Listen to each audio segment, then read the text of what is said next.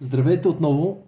Явно си нямам работа и реших да посвиря на някой инструмент с нов софтуер, казва се Bitwig и нова клавиатура, която така е без пари, естествено, нещата се подаряват и човек като мен намира време,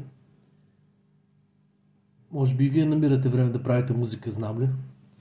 Но днес искам да ви споделя, съжалявам така по този ъгъл, но не мога да се наглася камерата отново. Исках да ви покажа този софтуер, но основното е тази MIDI клавиатура, която позволява да си избирате какъвто си искате инструмент от компютъра.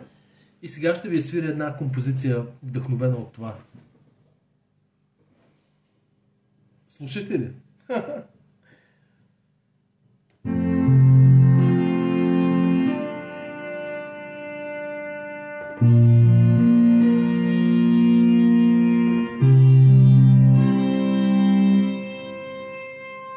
Искам да ви кажа, тук тази клавиатура притежава следното свойство, така наречения Aftertouch.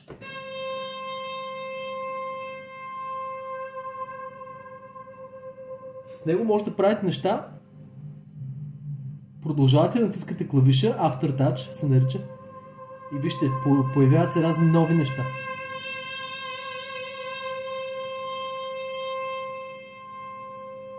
Това е за сега.